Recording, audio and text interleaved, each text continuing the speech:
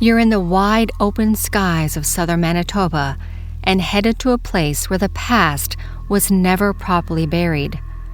A place where footsteps echo long after the gates are locked.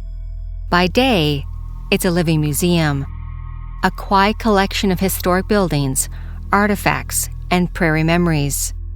Visitors stroll between log cabins and weathered storefronts. Schoolchildren laugh. Tour guides tell stories of voyagers and settlers who shaped the region. The sunlight spills through the dusty windows of one of the oldest houses as you step carefully across the wooden floorboards. Each footstep echoes across the empty room, and you smell the scent of decades of dust and history blending together. All of a sudden, you're certain you felt a draft brush your cheek, although all the windows are closed. Then, you begin to feel unwell. The room spins as a sudden wave of dizziness, almost like vertigo hits you.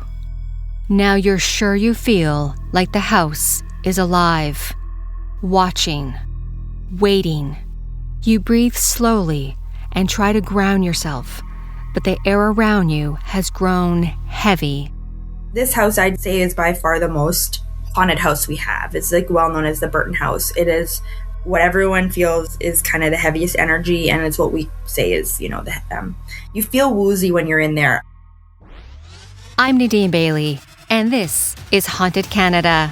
Today, I'm joined by Emma Ens-MacIver as she shares her first-hand experiences with the spirits of the Fort La Reine Museum.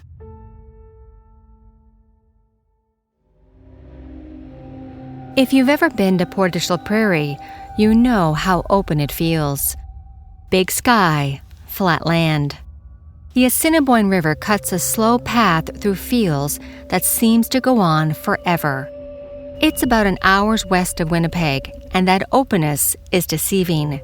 This place has always been a crossroads. Long before European settlers arrived in the mid-1800s, this was Indigenous land. The Anishinaabe, Ojibwe, Cree, and Dakotas people, and members of the Métis Nation, who can trace their roots to the Red River region for generations, and for them, the river was a vital travel route. Often called the potato capital of Manitoba, Portage la Prairie draws its name from the French word portage, meaning to carry a canoe over land between waterways, a nod to its historic role in connecting the Assiniboine River to Lake Manitoba. Voyagers had to carry their canoes and goods over land to bypass the difficult bends and shallows of the Assiniboine River. This area was a shortcut across the prairie, linking waterways and trade networks that stretched deep into the continent. In 1738, Pierre Gauthier de Varennes, Sieur de la Vergne, established Fort La Reine on the north bank of the Assiniboine River near this very spot. It wasn't just a trading post. Instead, it was meant to be a launch point for Western exploration because the French explorer wasn't just building a fort, he was looking to build a legacy. His story begins on November 17, 1685, in Trois-Rivières, New France. Pierre was the eldest son of René Gauthier de Varennes, who came to New France in 1665, and Marie, the daughter of Pierre Boucher, the first governor of Trois-Rivières. The Gauthier family were minor nobility from the Anjou area of France. Varennes and Le Vendry were two of the estates and also made up their last names. Pierre's father died when he was 3, and he was educated at the Jesuit seminary in Quebec. By the time he was 12, he received a cadet's commission in the French Marines and fought for France in campaigns against England in New England and Newfoundland, later continuing his military service in France with the Brittany Regiment. During the War of the Spanish Succession, he was wounded, taken prisoner, and promoted to the rank of lieutenant. In 1712, he was granted permission to return to New France. That same year, He married Marie-Anne Dondier de Sable, and the couple settled on a farm near Trois-Rivières, but by the late 1720s, Pierre had turned to fur trade. He became a commandant of the Poste du Nord in the Lake Superior region. During this time, he became convinced that traveling west through Lake Winnipeg and the great river systems beyond could lead to the long-sought Pacific Ocean, the Western Sea. With support from Governor Charles de Beauharnais, he secured permission to push westward. In 1731, Pierre left Montreal with 3 of his sons to establish a chain of forts across the Great Lakes and into the interior to secure trade routes and fund further exploration. On September 28, 1738, he reached the mouth of the Assiniboine River, near present-day Winnipeg, and by early October, he had established Fort La Reine, near what is now Portage la Prairie. The fort became his western headquarters, a strategic base for trade, diplomacy with Indigenous nations, and expeditions farther into the unknown. From Fort La Reine, Pierre and his sons continued their push westward, ultimately reaching the foothills of the Rocky Mountains in 1743. By doing so, they became the first recorded Europeans to see them from the northern plains. Pierre was preparing for an expedition to the Saskatchewan River when he died in Montreal on December 5, 1749. Meanwhile, the fort that connected French traders with Indigenous nations of the region became a part of the vast fur trade network that shaped early Canada. But it was fragile because frontier forts didn't tend to last long because of flooding, fire, harsh winters, and shifting alliances.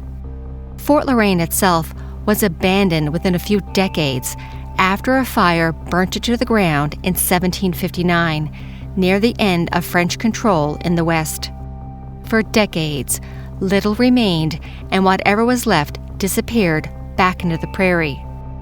Grass grew over the footprints, still the crossroads remained, and by the 1850s and 60s, permanent settlements returned and began to take root. River lots were established along the Assiniboine River. The Hudson's Bay Company operated nearby posts. Then came the railway in the 1880s, and Portage la Prairie transformed from a river settlement into a prairie hub, an agricultural center built on wheat fields and grit. Grain elevators rose where voyagers once carried canoes. In 1925, the site of the former fort was formally recognized as a National Historic Site of Canada. But Emma Ens-MacIver, the director of Fort La Reine, says the museum that we know today didn't appear overnight. The museum was started in 1967, like a lot of Manitoba museums were around then because of the centennial. And the first thing they built at the museum was kind of a replica of the fort. So it had the trading post and the bastions and the curtain wall and all of that. So, and then decades following, the rest of the museum was kind of built up around it. And right now we have about 25 buildings on 5 acres just east of Portage. So we have, an extensive collection, about 5,000 objects of items dating from, now quite old because we have a projectile collection, so 10,000 years old, but mostly things from the fur trade era up until the 60s. And we just do a lot of school tours and or walk-in tours and different events for the community, just because we have such a kind of unique space with yard, and we have a field beside us and a really large agricultural collection too. So we kind of have a little bit of everything, which makes us unique. The site houses thousands of artifacts from pre-European to First Nations to more recent ones. They help tell the story of life in the region from 1738 to the 1960s. Over the decades, original 19th and early 20th century homes, schools, and businesses were relocated to the site, each one carrying its own story. It's a place for students, families, and visitors to get a better understanding of how history shaped the region. And like many historic sites, curiosity doesn't stop with artifacts. Over the last few years, paranormal investigators and ghost hunting groups have begun reaching out to the museum. They were drawn to the heritage buildings and the stories attached to them. Rather than turning them away, Emma saw something else, an opportunity. We kind of started this whole process when a YouTube group had reached out to us and wanted to do an exploration, and then that kind of just snowballed into many different groups now over the last couple of years coming in. But we do like to put the history kind of at the center of it, because if anything, I find it kind of it's a gateway, like ghosts are a gateway to get people interested, and it really has worked.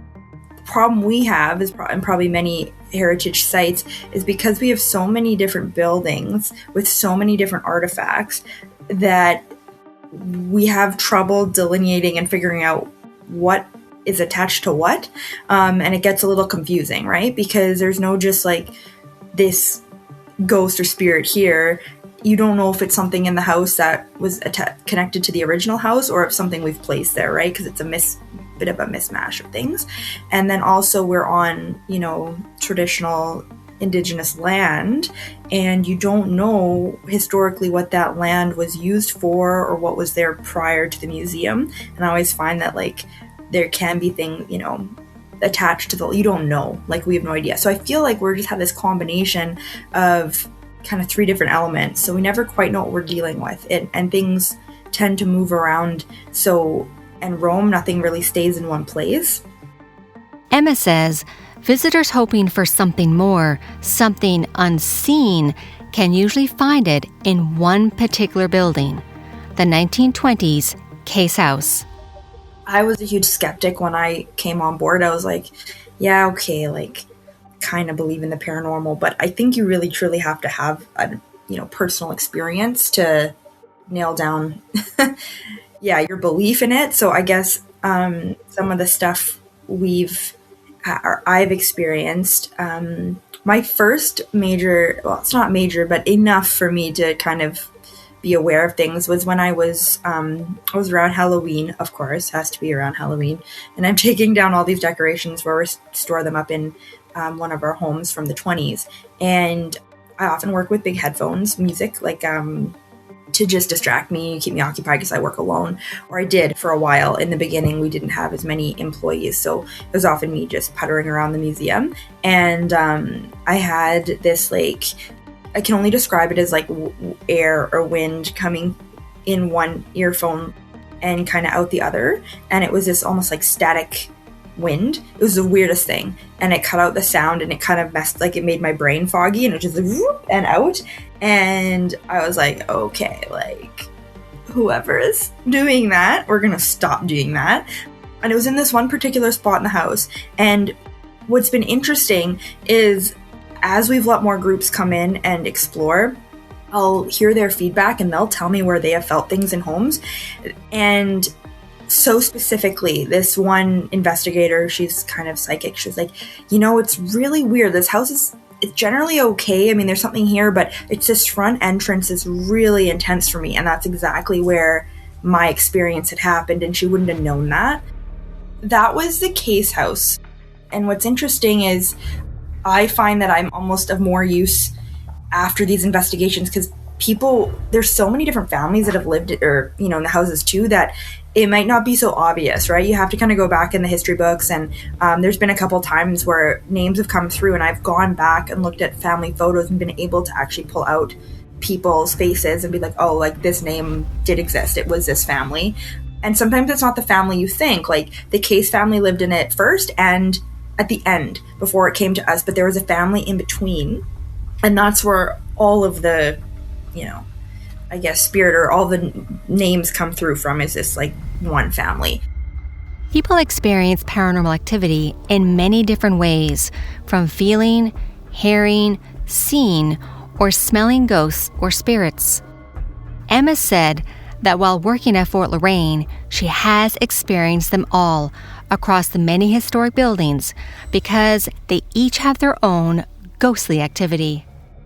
I've had a piano play in the Campbell House, the Douglas Campbell House, and a house from kind of the farmhouse from the 30s, 40s. When I was just leaving the house, I heard the piano keys, some little and that was very weird. That was a big one. Because whenever you, I've noticed with people coming, there's different ways people experience the paranormal, right? Like audio, visual, sensation, and some people think it's only you have to see it. And I've been, I guess, lucky enough at this point to have all of my senses. I've seen something, I've smelt something, I've heard something, it's been all of them for me, but I've just been aware of that because it changes. Another big one for me is this, I talked about smell. I'll smell freshly baked cookies in one of our oldest homes, and it should not smell nice in there. If anything, it smells like a raccoon or something, so, but very clearly fresh baking, which is so weird, and it's the same thing every time it happens. And that's the Paul House. So that one is from 1879. So it's our oldest, made of logs with chinking. It's a very early prairie homestead that was moved to the museum, and a lot of people get very bad vibes in that house, but I've had very positive vibes. So it's interesting because one of our volunteers, and I don't know if you will end up talking to, he's been around enough, he went out. We don't really let people upstairs anymore. It's too unstable. But of course, there's creepy old things upstairs. And there's a doll in a cradle, and he captured it glowing on a video. And it's hard to see it on the video because, when you're looking at something on an iPhone, you don't know if it's the phone adjusting to try to find the light. So it's not as maybe believable on the phone, but he did describe it as a pulsing glow of this doll at night when there's no other lighting up there, right? I know. And so I never saw it myself, but he described that one. And I was like, yeah, that we're not touching that. We're going to leave that there until this house, we take this house down or it falls down, that one's staying. So that one is still a mystery because we haven't really touched it. As Emma mentioned earlier, some of the unexplained phenomenon cannot be contained to one location. She said the spirits tend to wander. They'll see in the distance in a building and go up into a ceiling, footsteps. We had a group from Ontario in the summer filming paranormal show. We've had a few TV shows and seen what they describe as an apparition, something walking across the room. I've never seen that. I've seen something, I'll talk about it, but inside a building, and kind of been able to identify who they think it is. That happened in the Hurry House, which is a Métis homestead we have. We've had a lot of activity in there, and so they really investigated in there, and they saw who they thought was the matriarch of the family there. We have really old train car from the early CP days, and we think it's probably has the spirit of Van Horn, William Van Horn, who was the first general manager of the CP. We think he's maybe hanging out there because they've heard his name come through on those, what are they called? Yeah, the voice boxes a few times. And so that's another, we're not, the trains for me always give me kind of that vibe, but I haven't heard a lot. But again, a lot of people would have passed through those train cars as guests, and that's where things get confusing because you don't know what same as in the military building. We've done a little bit in there. I don't want to be disrespectful to our collection, so we've generally stayed out of that and our churches, but when we're in there just doing regular maintenance or just being in there, we've had experiences, right? So, and that's where people have seen these black apparition, like, things move around. Some of my staff have reported to me anyway. If you've worked there long enough, at least one season, you're bound to have something happen. With the growing interest in ghost hunting and paranormal investigations, Fort La Reine is quietly becoming a destination for something more than history. Over the past few years, paranormal investigators and television crews have begun arriving with cameras, EMF readers, and questions. And they haven't left empty-handed in the Hurry home, which was once the residence of Philip Hurry and Euphemia Halcrow Cook, a respected Métis midwife whose presence is still deeply tied to the region's history. She has been seen, not sensed, not imagined, seen. And then there's the Burton house. Among all the historic homes at the museum, from log cabins to early prairie bills, the Burton house stands apart. Built to showcase the design and technology of the 1930s, it represents progress, modernization, and comfort. It should feel lighter. Instead, it feels heavier. Its rooms contain period artifacts, including a record player used during tours to demonstrate early 20th century entertainment. Emma said one season was particularly intense for one of her staff. One summer was particularly heavy, and I think it was because of one of my staff who worked there. She was some sort of conduit. Everything happened around her. So it depends on the person. So we were cleaning the Burton house together. I keep mentioning it's all. So yeah, I get something in every house really. And this house I'd say is by far the most haunted house we have. It's like well known as the Burton house. It is what everyone feels is kind of the heaviest energy, and it's what we say is, you feel woozy when you're in there. And I used to be embarrassed talking about this because it was like, I'm going to be a director of this museum and no one's going to take me serious because I'm going to be talking about all our ghosts. But you know what? At this point, let them call me crazy. You spend enough time there. Maybe I am going crazy, but like you have, it's that house in particular. You just feel a little uneasy. The heaviest energy. The house, and one investigation in particular, has left Emma feeling unsettled. So I'm in the most haunted house that I'm talking about, the Burton house, and this one was strange. A name came through to a investigating team, and they came to me later and said, this name kept coming through, like, do you know who it is? I was like, oh, that's weird. They didn't live in the house, but I know the name. They were a director of the museum at one point. They moved the house here in the early 2000s, but they're still living like it's a director. Sure enough, I'm on the phone with my buddy Rusty, who's volunteered at the museum for 30 years.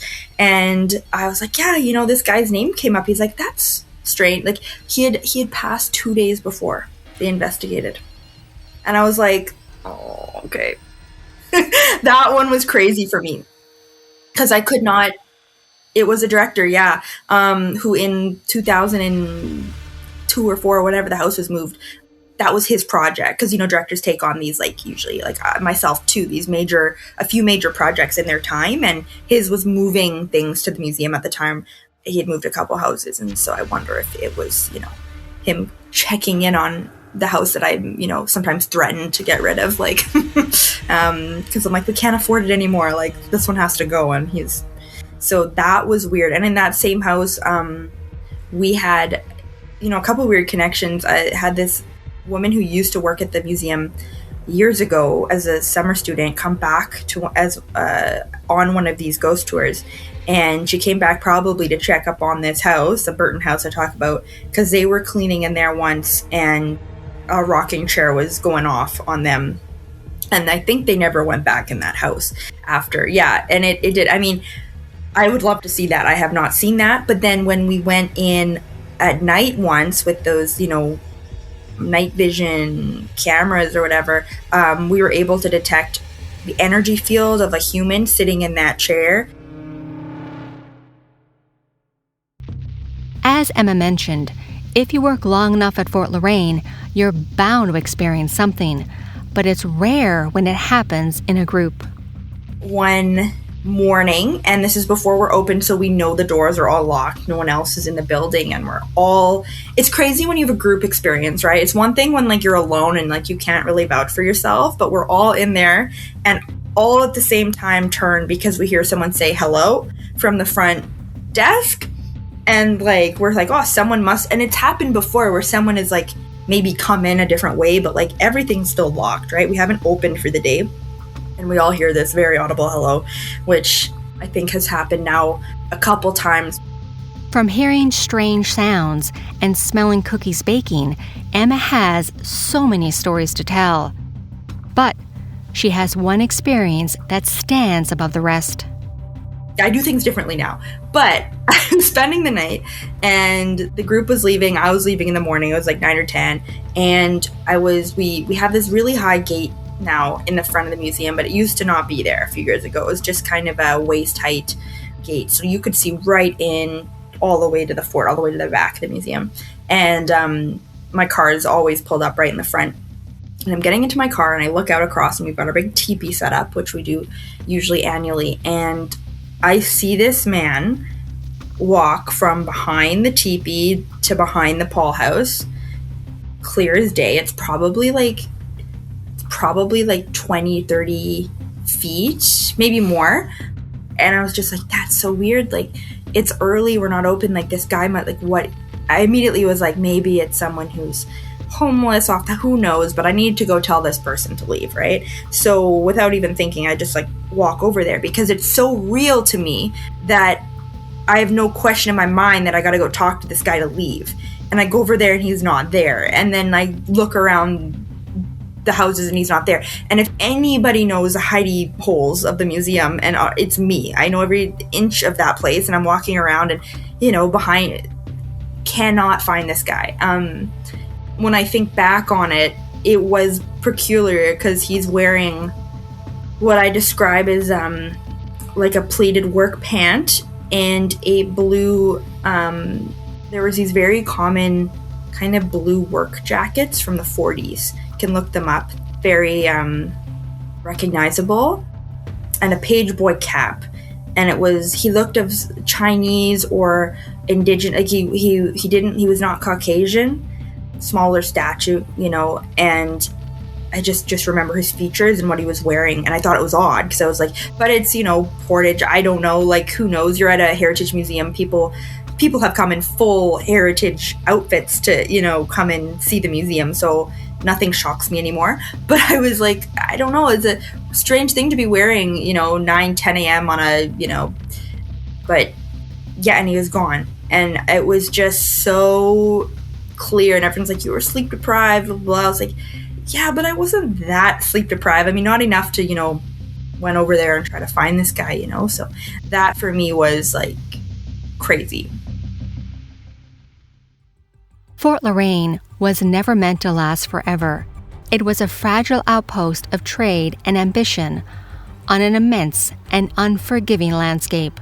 But that energy doesn't simply disappear. It sinks into the soil, into the riverbank, into the memory.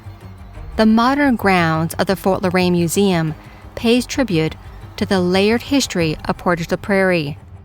From a crossing point that connected indigenous trade networks to French explorers, fur traders, settlers, and railway builders. For centuries, people have passed through here carrying goods, hope, fear, and ambition across the prairie. And maybe that's why their stories and energies persist.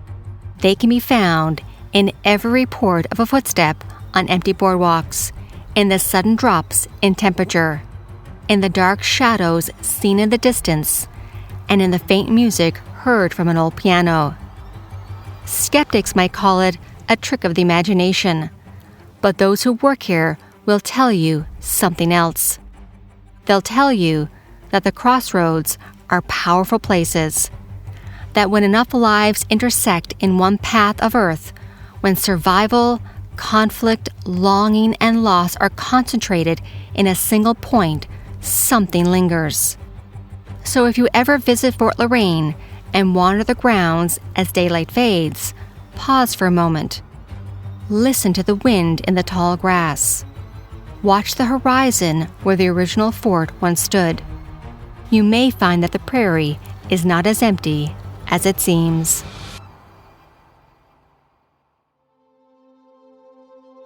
Thank you for joining me as we explored Fort La Reine Museum, and a special thank you to its director, Emma Ens-MacIver, for taking the time to talk with me. I really do appreciate it. If you want to check out Fort La Reine Museum, I will link their website in the show notes. Haunted Canada is sponsored by the Eminent Ghost Tours. I will link it in the show notes as well. Haunted Canada is written and produced by me, Nadine Bailey, with senior producer, Dila Velasquez. Production and sound design is by Rob Johnston, with help from Corey Price. If you would like to support this podcast, please follow and share, and tell a friend about this podcast. We would also appreciate a like and a 5-star written review. Also, you can follow me on our different social media platforms, including TikTok and my YouTube channel, Haunted Canada. Do you have a ghost story, haunting, or true crime about your house, a museum, or resort that you would like for us to cover on this podcast? If yes, you could email me through the website hauntedcanada.com. Thank you from all of us at Haunted Canada and Curious Cast. Have a good night, everyone, and stay haunted.